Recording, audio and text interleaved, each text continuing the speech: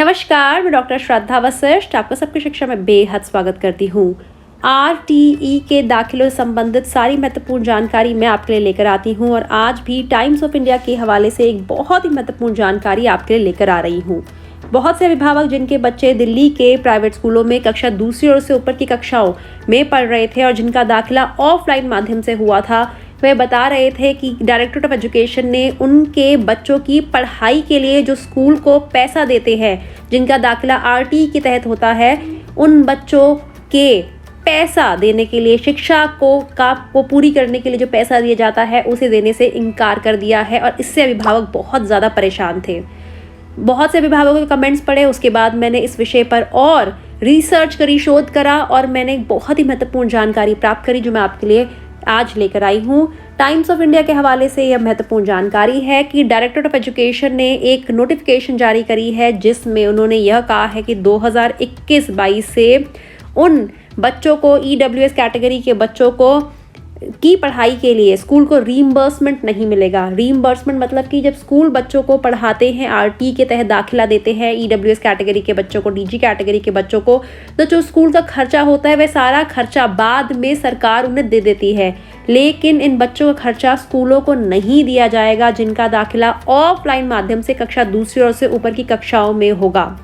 और यह जो सर्कुलर जारी हुआ है उन स्कूलों के हुआ है जो प्राइवेट लैंड पे हैं और जो private school association Delhi high court में भी मूव करी है। अगस्त 2022 में डिपार्टमेंट ने, यानी कि दिल्ली के शिक्षा विभाग ने एक नोटिफिकेशन जारी करा था जिसमें उन्होंने कहा था कि वह सभी विद्यार्थी जिनका 2016-17 से पहले दाखिला हुआ और कोई भी सेंट्रलाइज प्रोसेस यानी कि कोई ऑनलाइन तरीके से उनका दाखिला नहीं हुआ, उन्हें आइडेंटिफाई किया जाएगा, वैलिडेट किया जाएगा और वैलिडेशन में आईडी इन स्टूडेंट्स से जनरेट किए जाएंगे वेब पेज की मदद से।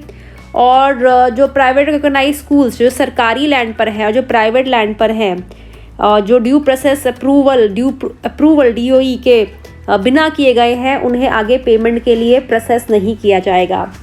जो private land public school, public trust जिसे पीएसपीएल कहते हैं, वह दिल्ली हाई कोर्ट गए, उन्होंने रिक्वेस्ट करी कि जो ऑर्डर है अगस्त का उसे ख़त्म किया जाए और ऑनलाइन मॉड्यूल इन सभी बच्चों के लिए क्रिएट किया जाए।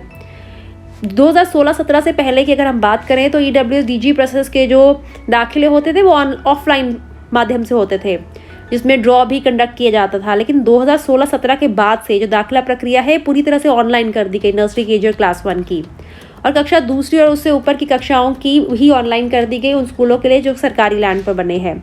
400 स्कूल इस समय इस प्रकार के हमारे दिल्ली शहर में हैं। बाकी 2000 प्राइवेट स्कूलों में कुछ बजट स्कूल्स हैं जिन्होंने ऑफलाइन अपनी रिक्वेस्ट पर करवाया। तो चंद्रकांत सिंह हैं जो जनरल सेक्रेटरी हैं पीएसपीएल के, उन्होंने कहा कि 2020-21 तक तो रीइंबर्समेंट यानी कि बच्चों की पढ़ाई का जो खर्चा था स्कूल को मिल जाता था, लेकिन अचानक अगस्त 2022 में एक सर्कुलर जारी कर दिया गया। डायरेक्टरेट ऑफ एजुकेशन ने कहा कि हम आपकी बात का बिल्कुल, आपकी रिक्वेस्ट जो आप कर रहे हैं कि हमें रीइंबर्समेंट दो उन बच्चों का जो इनका दाखिला आरटी के माध्यम से हुआ है, ऑफलाइन हुआ है, हम उस पर जब उन्होंने कोई हमारी रिक्वेस्ट पर ध्यान देना बंद कर दिया तो हमें कोर्ट जाना पड़ा। और कोर्ट ने डिपार्टमेंट को कहा है कि, यानी कि शिक्षा विभाग को कहा है कि वह इस संबंध में एक जवाब दायर करें कि वह अब इस प्रकार की क्यों नोटिफिकेशन जारी कर रहे हैं, क्योंकि इससे बहुत से स्टूडेंट्स हैं जो बड़ी क्लासेस में पहुंच रहे हैं, कहीं ना कहीं उनका भविष्य को इससे खतरा होगा। डायरेक्टरेट ऑफ एजुकेशन ने कहा है कि जो हम कर रहे हैं सही है, हमने बहुत छानबीन करी, रीइंबर्समेंट क्लेम की, private aided and recognise schools की, पता चला कि डिस्ट्रिक्ट अथॉरिटीज़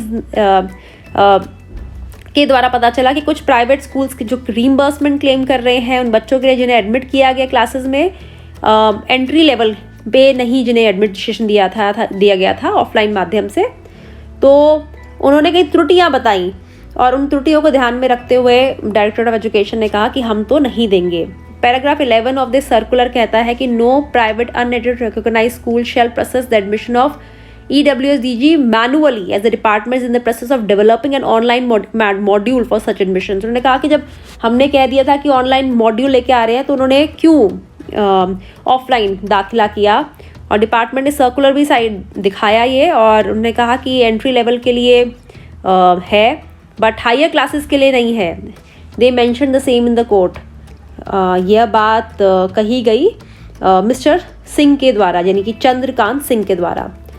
तो डिपार्टमेंट के अनुसार उन्होंने एक यूनिक आईडी क्रिएट कर दिया इन स्टूडेंट्स का, ताकि डुप्लीकेशन ना हो और पारदर्शिता बनी रहे। डायरेक्टर ऑफ एजुकेशन ने फिर सब स्कूलों को रीइंबर्समेंट क्लेम के में करेक्शन करने को कहा है, और ऑफिशियल्स के पास जानकारी के लिए जो न्यूज़पेपर वाले हैं वह नहीं पहुंच पाए हैं, टाइम्स ऑफ इंडिया वाले।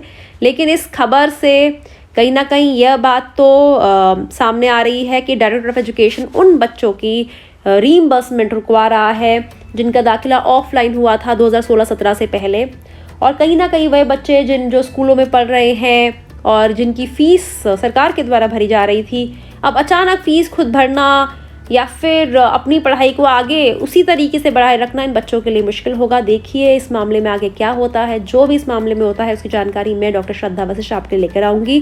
कोशिश करती हूँ सारे महत्वपूर्ण मुद्दे जो EWS-DG कैटेगरी से जुड़े हैं उनकी जानकारी आपके लिए लाऊँ।